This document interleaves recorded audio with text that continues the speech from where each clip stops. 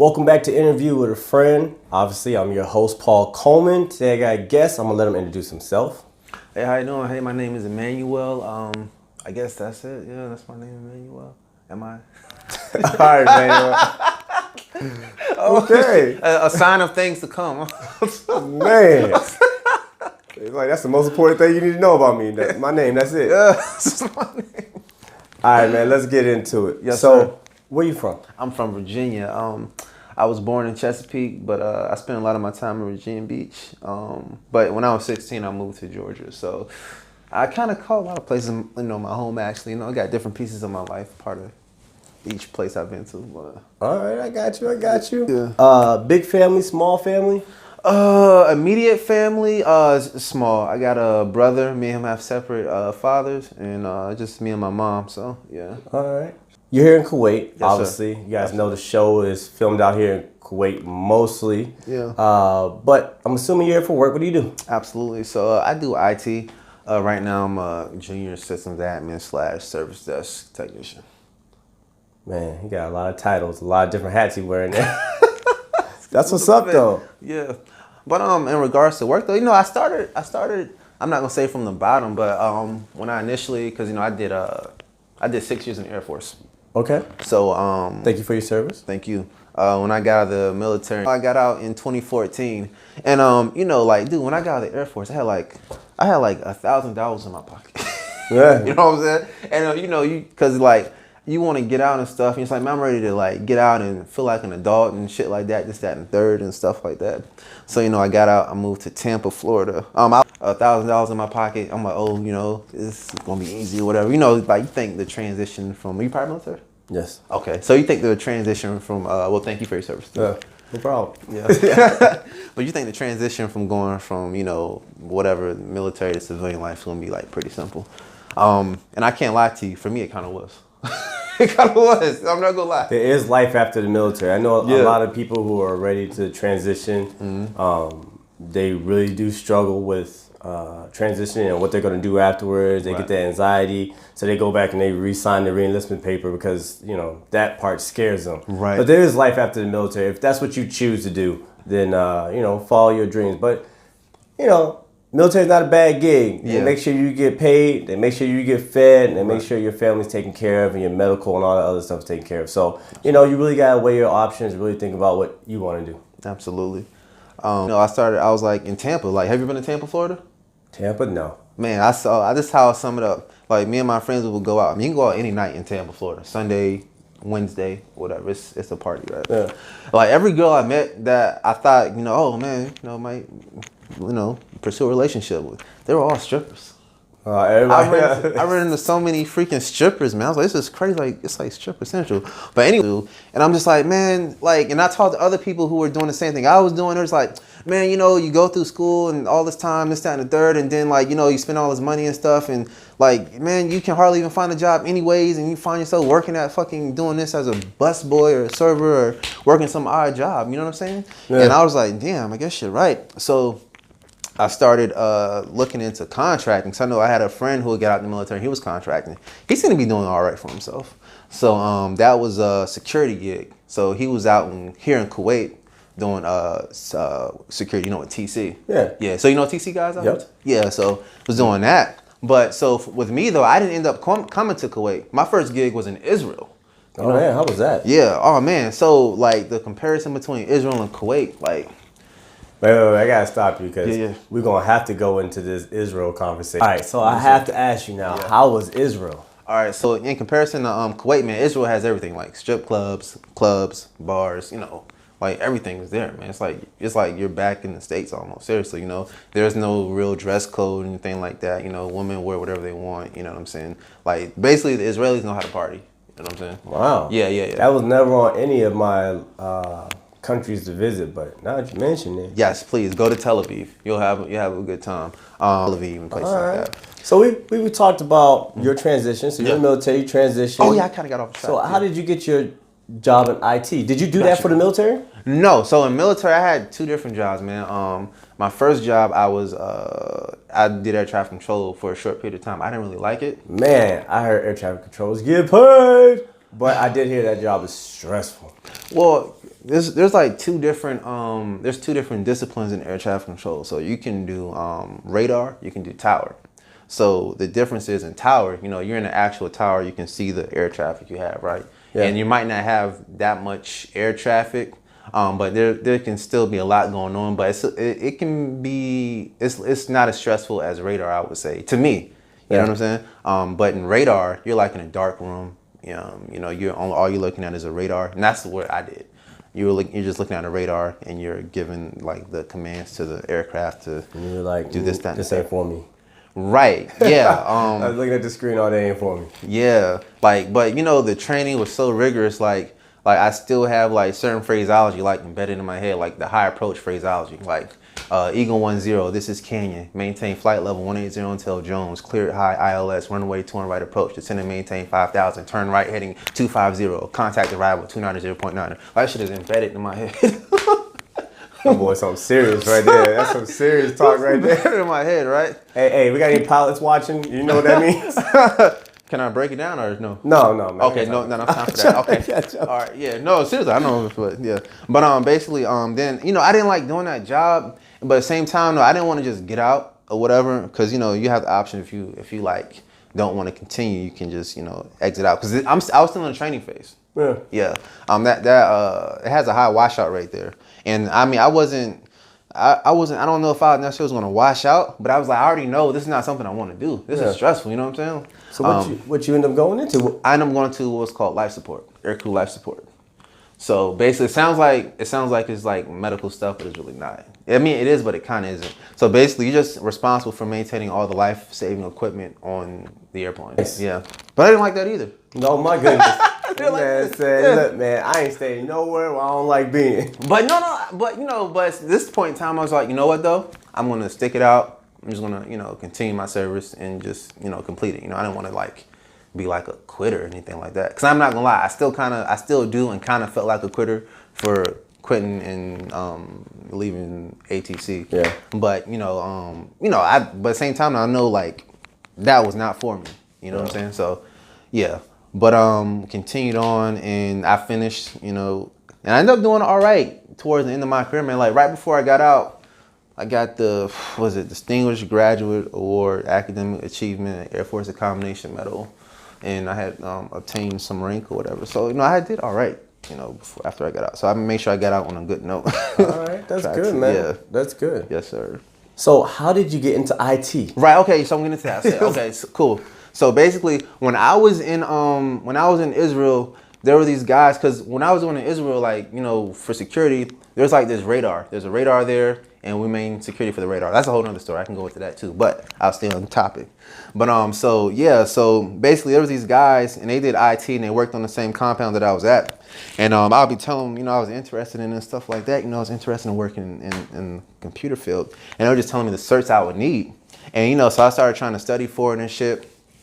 Like now, knowing what I know now, like I didn't know what I was doing. Like when I started studying, like the actual process to get the certifications, like I was not ready at all. So I was freaking using all different types of material, and the more you talk about people, who deal with IT, and the people who are transitioning from security, you learn more and learn what to use. So they have this thing called test dumps. I was using Quizlet. I was actually using actual books, for the actual testing and stuff like that. And I got Security Plus and I got Server Plus. So I was like really like studying like super hard to get those certs. Like, yeah. Damn, it seems like you had your work cut out for you. All right, man. So we know you're here in Kuwait. There's no nightlife. If you're used to being in Israel and being in the States and stuff like that, so you come here and there's nothing to do. Right. What do you do for fun now? Well, I'm not even that much of a party person per se. I can like if I'm in the environment, I'll indulge in it. But here, if I have more time to myself, then due to just the way the atmosphere is here, then like I spend a lot of time like either working out. I got really. I'm not say adept at playing chess, but I'm a pretty decent chess player because I learned from playing chess when I was in Israel. Because believe it or not, the area I was in was called Beersheba. They have like supposedly, I looked it up on Wikipedia, so if anybody wants to fact check me, but they have like apparently the highest concentration of grand chess grandmasters or whatever in that particular city because of the defectors of the Soviet Union that came to Israel apparently. But yeah, so I learned playing over there a lot, and I kind of take the hobby here. And yeah, and I also like to record music a lot. And I have recorded that one song with Ashley. Yeah. Yep. So hey, you guys listen out. Yep, he does music. So should I plug or something? You got a SoundCloud or? Oh man, I do like I know like I do, but oh man, like. I don't know, man. I kind of if people find it, they find it. I don't. You're not really promoting yourself, right? Yeah. People find it, they find it. You know what I'm saying? Yeah. So I'll leave it at that. I'm not. If you happen to hear it, then I guess I'm doing something right. If you don't, you don't. But I like that though. I like that philosophy. If you happen to hear that I'm doing something right, if not, then yeah, I'll try harder next time. Exactly. You know what I'm saying? Yeah. So I'll pretty much combination of those things. Working out, I play chess a lot. I would like to record music, and then I had injured myself recently I was out for the past 2 months. I had sprained my ACL playing basketball. So I was out for a little bit, and since I was out and I wasn't out and about being able to work out like I usually do, I picked up the expensive habit of renting expensive cars. Oh my goodness. Yeah. Yeah, that's big out here. Yeah. I had the Ferrari, the Range. I kept trying to get the Lamborghini. I'm supposed to be getting the Maybach, but yeah, it's just. So, let's talk about, since you're doing all that stuff, since you want to be riding around with race cars and stuff like that. Yeah. No, let's talk about some of the things that you can do here that you can't do in the States. I would say renting the expensive cars is one of them. Yeah. And I say that because, if you go to some of these other places back in the States, they're going to charge you an arm and a leg. All insurance. Yes, all that stuff. So I'll say it's easier here to do that, at least. But what you can do back in the States, honestly, in Kuwait, not much. Get into a crazy ass car accident every day. They can't drive out here, man. Oh my gosh, yeah, Give you a heart attack on the road. Yeah, road rage is real here, man. Absolutely. If you got road rage, don't come here. Yeah, you be locked up. Seriously. I mean, I see it every day, and it amazes me every day, what I see. I'll be telling people, if Kuwait had a destruction derby team or whatever, they'd be world champions every year, man. They be world champions every year. They got that down. Some of the crashes you drive by, you look, you're like, how did that happen? Exactly. There's no way why is that car looking like that? How did it flip that way? Exactly. I don't know, man. Cars in trees. Just you don't even want to know, man. You don't even want to know. It'd be one tree on a long ass road, and there'll be a car in there. You'd be like, what? Man. Yeah. All right. So a lot of expats here, that's what they call us, people who are out here working in Kuwait. And that's wrong too, but go ahead. Do a lot of traveling. Yeah. So where would you like to travel, and where have you traveled since you've been here in Kuwait? Since there's not much to do here, a lot of people would travel to go Bahrain, Dubai, London, to go get their party fix on. Absolutely. So I've been to Dubai and I've been to Bahrain, the basic places. And I thought I would do more traveling here. Time out. He said Dubai like it's basic, but that's on everybody just wants to do this in the States. He's like, oh, Dubai, basic. People are like, what? Go ahead, continue. Yeah, Dubai, Bahrain, the basic contractor tour, I guess, if you could call that. But I haven't done as much traveling as I thought I would do here. But I plan to change that. But it's good though. It's enabled me to save more money, by not traveling so much. Sure.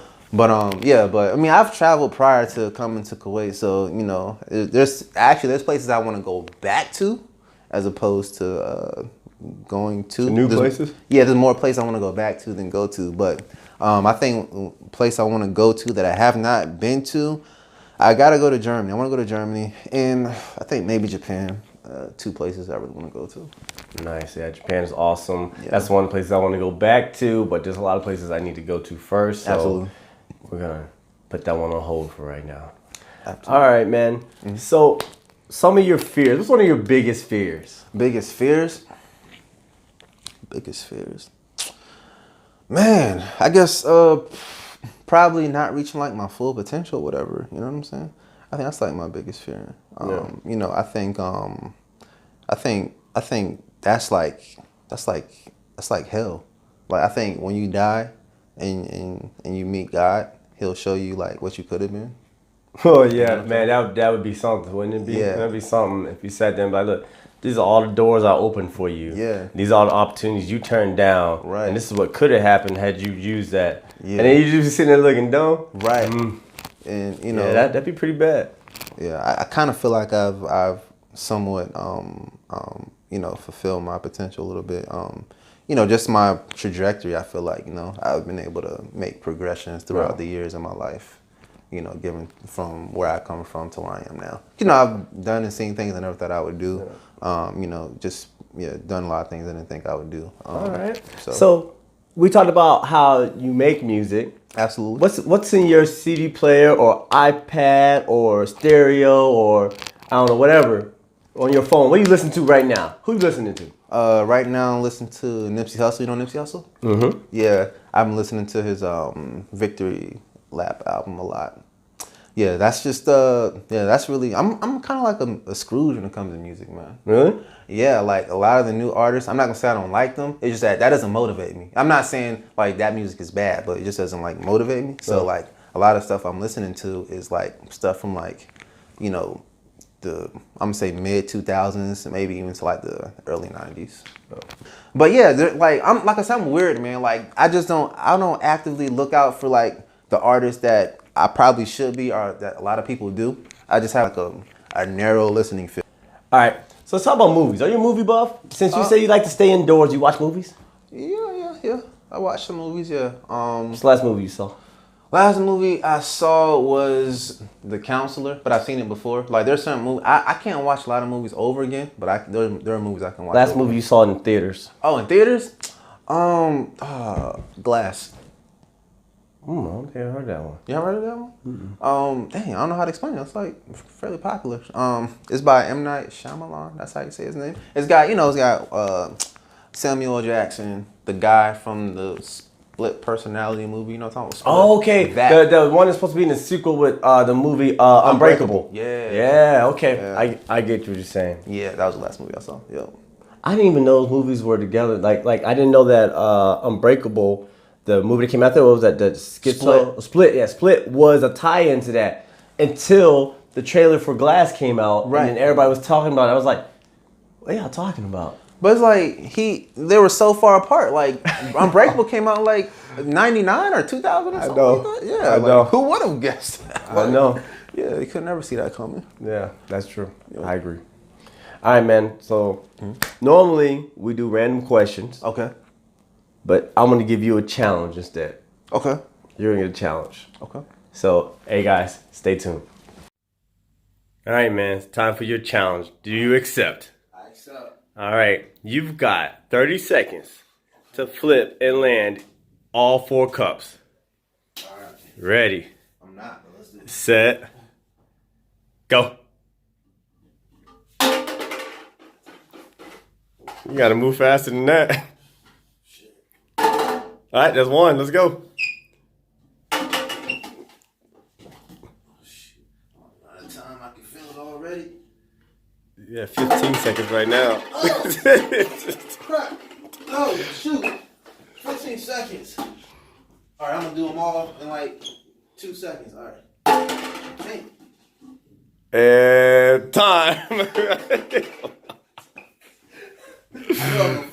Oh man! Anything you want to say about your defeat? Yeah, I suck at that type of stuff. So I know that's gonna happen. All right, guys, we're back, man. I hope you guys enjoyed the challenge. Hey, again, thank you, Emmanuel, for being here today. Thank you, Paul. Hey, guys, you know who I am. I'm done. I'm gonna turn it over to his moment. Cool. So I guess this is my moment. First, gotta thank Paul for inviting me over and having a conversation. It was pretty cool. I didn't think I was gonna be like so talkative as I was, but that's what happened. I guess if I have to say anything, just try to be a good person. I guess, man. I don't know. I try to be a good person. Try not to get involved in like the extra shit, BS, whatever. Just keep it simple and try to do the little things right in life, I guess.